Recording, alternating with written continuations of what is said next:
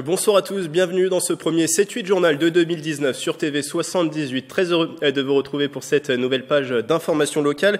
Et nous sommes le mercredi 2 janvier, les titres de cette édition. Début d'année avec la suite du mouvement des Gilets jaunes, beaucoup sont restés mobilisés pendant les fêtes. Le groupe des Clés-sous-Bois et alentours a lui fait parvenir une lettre au sommet à la première dame Brigitte Macron. Ces citoyens espèrent que l'épouse du président de la République entendra leur désarroi. Nous les recevons en plateau. Environ 20% des Français ont passé Noël seuls, parmi lesquels des personnes âgées isolées. Pour pallier cette solitude, une maison de retraite de Saint-Rémy-les-Chevreuses a invité ses résidents à réveillonner ensemble autour d'un spectacle de cabaret reportage. Et puis, les vacances ne sont pas terminées pour tout le monde. Exemple dans ce journal avec une animation, le laboratoire des savants fous à Montigny-le-Bretonneux, où des jeunes ont pu jouer aux apprentis chimistes. Avant de développer ces titres, toute l'équipe de TV 78 s'associe à moi pour vous souhaiter une très belle année 2018, pleine, on l'espère, de bonheur, de réussite et une santé à bloc, pas comme moi aujourd'hui. C'est le plus important. Bonne année 2019 d'ailleurs, voilà. Et pour débuter cette première édition de l'année, ce chiffre, trois communes nouvelles yvelinoises sont nées au 1er janvier. Ces entités regroupent plusieurs villes ou villages en un seul, fusion des services, un seul maire et un seul conseil municipal pour faire notamment des économies. Aujourd'hui, conseil d'installation pour le Chênay Rocancourt où Philippe Briot a été élu maire. Nous vous proposerons un reportage demain. Saint-Germain-en-Laye a fusionné avec Fourqueux. Dans le nord du département, les villages de Jeufosse et de Port-Villez sont devenus, depuis hier, la commune nouvelle de Notre-Dame-de-la-Mer. Les fêtes sont désormais terminées. Pour certains, elles se sont déroulées sous le signe de la solidarité. Ça a été le cas notamment pour une résidence de personnes âgées à Saint-Rémy-les-Chevreuses. Elle a invité les seniors isolés du secteur à participer à un grand gala de Noël. Le reportage de Mickaël Elmidoro et de Manon Varaldo. Ne pas se sentir seul pour les fêtes, opération réussie avec le gala de Noël organisé à la résidence Orpea de Saint-Rémy-les-Chevreuses. Les seniors se sont rassemblés autour d'un repas et ont assisté à un spectacle de cabaret en 3 volets. Des plumes noires, des plumes vertes, des plumes de toutes les couleurs.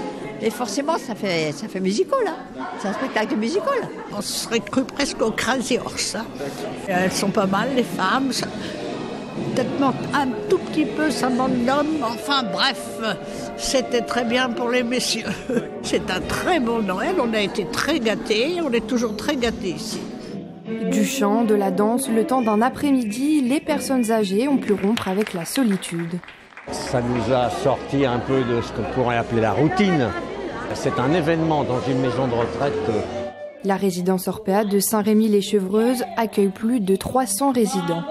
Moi, ce qui me satisfait, c'est de voir l'émotion des résidents, la satisfaction des résidents, leur sourire quand ils sortent de ce spectacle et qu'ils me disent qu'ils ont passé un super moment. Eh bien, voilà, nous sommes ravis et c'est ce à quoi aujourd'hui on s'attache énormément dans notre village. Le prochain rendez-vous est donné aux résidents. Un spectacle aura lieu en ce début d'année pour célébrer 2019. Un magicien sera de la partie. 2 personnes m'ont rejoint en plateau, Loïc et Damien, membres du collectif Gilets jaunes, mouvement citoyen, Les Clés et alentours. Bonsoir messieurs. Bonsoir. Alors avant de parler de votre lettre envoyée à Brigitte Macron, comment s'est déroulée la période des fêtes? On vient de voir un reportage sur Noël pour vous, pour les Gilets jaunes des Clés et alentours. Comment ça s'est déroulé? Est-ce que vous avez continué la mobilisation? Vous avez fait une pause, on rappelle cette mobilisation qui dure depuis le 17 novembre. Déjà bonsoir. On a décidé de faire une trêve pour fêter les fêtes de Noël. Après un mois de mobilisation, les membres du collectif étaient quand même un peu fatigués. Le temps ne le permettait pas de rester tous les jours sur les ronds-points mobilisés. Donc on a décidé de faire une trêve.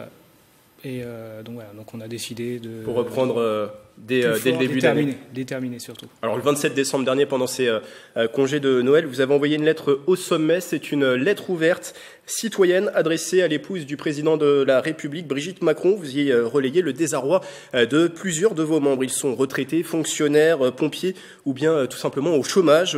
Pourquoi l'adresser, cette lettre, à la Première Dame et non à Emmanuel Macron directement ? On a décidé d'envoyer à Madame Brigitte Macron parce que c'est une mère de famille. On sait que toutes les mères de famille sont capables d'être sensibilisées, d'avoir ce regard que n'a pas M. Macron, d'avoir en fait ce regard de maman tous ces enfants de la nation, ces enfants de la République qui n'arrivent pas à finir le fin de mois, qui n'arrivent pas à manger, nourrir ces enfants, se soigner. C'est juste incroyable. Moi, dans le groupe, j'ai des personnes, des retraités qui n'arrivent pas à manger, moins de 1000 € par mois, et ils arrivent quand même à penser aux autres, à donner aux SDF, etc. C'est juste incroyable, et on espère que cette lettre ira au bout et qu'elle nous reçoivent, pourquoi pas, mais en tout cas qu'elle la lise avec toute sincérité. Dans un premier temps. Alors, ça ressort également dans votre lettre, vous avez le sentiment de ne pas être écouté par Emmanuel Macron. Est-ce que vous avez eu aussi ce sentiment lors de ses vœux lundi dernier, les vœux à la population? Il n'a pas nommément cité les gilets jaunes. Et est-ce que vous avez eu le sentiment de ne pas être écouté? Est-ce que c'est encore ce sentiment que vous avez eu? Alors aujourd'hui, c'est un constat évident. Je veux dire, depuis le début des mobilisations, on a affaire à un gouvernement qui est complètement retranché dans ses voies à lui, qui fait la sourde oreille à toutes nos revendications, qu'elles soient pacifiques ou pas. Et donc effectivement, on s'attendait un petit peu à ce genre d'attitude où on boycotte un peu le mouvement, on ne s'y intéresse pas, on n'y porte pas beaucoup d'attention. Alors, il y a fait allusion, mais il n'a pas cité nommément les gilets jaunes. Beaucoup d'euphémisme en fait, et c'est là où effectivement c'est un petit peu dommage. Et aujourd'hui, oui, c'est encore une fois beaucoup de vent ou de poudre de perlimpinpin, comme il le dit assez souvent. Il y a eu quelques pas faits par le gouvernement en fin d'année, notamment l'annonce de la revalorisation. Alors, je dirais pas quelques pas, je dirais plutôt notamment des accélérations de choses qui auraient été dans tous les cas établies peut-être un peu plus tard dans le mandat. Mais aujourd'hui, encore une fois, il n'y a aucune réelle réponse politique à la mobilisation, et il ne fait que nous répondre de façon répressive en fait.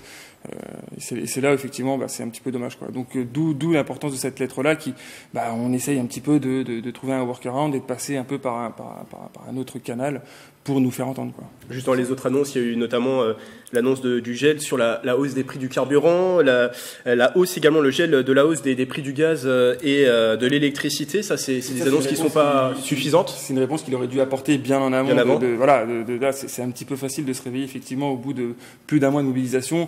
Et voilà, donc c'est quelque chose qu'il aurait dû, je pense, anticiper avec beaucoup plus d'attention que de se réveiller effectivement après un mois de mobilisation et de dire au final effectivement on va geler 2-3 taxes. Et ce grand débat national dont il a parlé, il va envoyer une lettre aux Français, il l'a annoncé dans ses vœux, grand débat national qui va débuter en janvier. Je pense que ça va être, en tout cas à titre personnel, la lettre va lui être renvoyée. D'accord, avec, je pense, un petit message doux de la part des Gilets jaunes. Pourquoi ? Parce que on ne sommes pas entendus, du moins pas écoutés, entendus, parce que forcément il y a des personnes qui perdent de l'argent, forcément, des grands riches de ce monde qui perdent de l'argent, forcément. Donc, il entend, mais il n'écoute pas. Qu'est-ce qu'il fait pour ces personnes qui n'arrivent pas à finir la fin de mois ? Il va baisser il va enlever l'augmentation de la taxe du gaz, d'accord ? Mais qu'est-ce que ça va être l'année prochaine, etc. Là, il fait du court terme. Nous, ce que nous voulons, c'est du long terme et un signal fort, un signal politique fort. Et aujourd'hui, il ne l'apporte pas. Il nous reste 30 secondes. Qu'est-ce que vous espérez au travers de cette lettre ? Déjà, j'imagine qu'elle soit lue par Brigitte Macron. Qu'elle soit lue et qu'elle ait ce regard de maman. J'ai une maman qui me soutient parce que elle sait la misère qu'on endure et que des millions de Français durent. On attend une action, on attend une réponse, quelle qu'elle soit, mais il faut une réponse. Merci Damien, merci Loïc d'avoir été avec nous sur ce plateau. On aimerait juste inviter tous les Yvelinois à notre mobilisation samedi au Clé-sous-Bois, au rond-point de la Résistance, dès 14h, à une marche citoyenne, une marche, je rappelle, pacifique. On invite vraiment tout le monde. Et on va prouver à M. Macron que les Gilets jaunes, ce sont ni des casseurs, ni une foule haineuse. On va donner de la galette aux Français qui veulent nous rejoindre. Ce week-end d'épiphanie. Voilà. Et je rappelle que vous êtes membre du collectif Gilets jaunes, mouvement citoyen à l'Éclay et alentour. Merci d'avoir été avec nous. Dans le reste de l'actualité locale, la décision a été rendue au début de ces vacances de Noël. Le recours contre la construction d'un cinéma UGC à Plaisir, multiplex UGC à Plaisir, a été rejeté par la Commission nationale d'aménagement cinématographique. Cette procédure avait été lancée par Cinémovida, dont un projet similaire doit sortir de terre en octobre dans la zone Paris-Ouest à Maurepas. La société, avec l'appui de la mairie de Maurepas, voit d'un mauvais œil l'arrivée d'un deuxième grand cinéma dans le même bassin de vie. Ce projet de multiplex à plaisir compte 9 salles et sera érigé au sein du futur centre commercial Open Sky, dont l'ouverture est prévue à la fin de l'année. Quelques chanceux sont encore en vacances. La reprise de l'école, ce n'est que lundi prochain. En attendant, un stage autour de la chimie était organisé à Montigny-le-Bretonneux. Des jeunes se sont glissés dans le laboratoire des savants fous pour créer une balle rebondissante, le tout sous l'œil et sous l'objectif de la caméra de Michael Elmidoro. Mais non, mais avec ta main, pas avec ton bâtonnet. Pas de vacances pour la science. 6 élèves âgés de 9 à 12 ans ont fait travailler leur méninge lors d'un stage ce mercredi 26 décembre à Montigny-le-Bretonneux. Leur objectif, créer une balle rebondissante en utilisant des techniques de chimistes. Du coup, je mets tout le pot dans le petit mélange de borax et de farine maïzena. Du coup, ça va se durcir. Ça va en faire une petite boule, entre guillemets. En fait, ça forme une couche sur la colle. À force de la travailler, ça termine sur une balle rebondissante. Pratiquer la science sous forme ludique, une expérience proposée par ce lieu depuis l'été dernier. Les expériences scientifiques, en fait, pour eux, c'est un moyen de manipuler, de découvrir, de se poser des questions. Donc, on leur fait pas du tout un cours. Le but, c'est qu'ils se sentent bien et qu'ils soient amenés à se poser eux-mêmes des questions après avoir fait les expériences. Après 1 heure de manipulation et de tests dans ce laboratoire, première conclusion de ces Albert Einstein en herbe. Ça colle, c'est désagréable. C'est très bien, la sensation est bien. Et par contre, au début, ça colle. Moi, je pensais que ça allait être plus compliqué, des choses où on aurait besoin de plus de matière. À la fin du stage, tous ces apprentis sont repartis avec un diplôme et le sentiment d'avoir fait progresser la science, de quoi susciter de futures vocations. Et pendant les vacances, des jeunes ont pu également s'initier à la pâtisserie à Magny-les-Hameaux. Le service Capado proposait la semaine dernière un atelier Top Chef à ses adhérents âgés de 11 à 13 ans. L'objectif, préparer le meilleur muffin. Après avoir consulté minutieusement la recette, la dizaine de participants a pu s'atteler à la préparation des gâteaux avant de les enfourner pour 20 minutes. Écoutez ces quelques explications des pâtissiers en herbe et ses réactions au micro de Manon Varaldo. Dans ton saladier, qu'est-ce que tu as mis? Du beurre, de la farine, du sucre en poudre, du lait, un œuf et de la levure. On fait de la mousse de beurre. C'est difficile là ce que tu es en train de faire ou pas? C'est pas difficile mais c'est long. Ce qu'on voulait proposer avec l'équipe d'animation, c'était un moment un peu festif entre les fêtes pour partager un moment avec eux, qu'on puisse partager une sorte de goûter. Et au lieu de faire un simple goûter un peu traditionnel, on s'est dit que Top Chef c'était une bonne idée. C'est quelque chose qui marche plutôt pas mal depuis la fameuse émission de télé, donc voilà, ils apprécient, donc on le propose.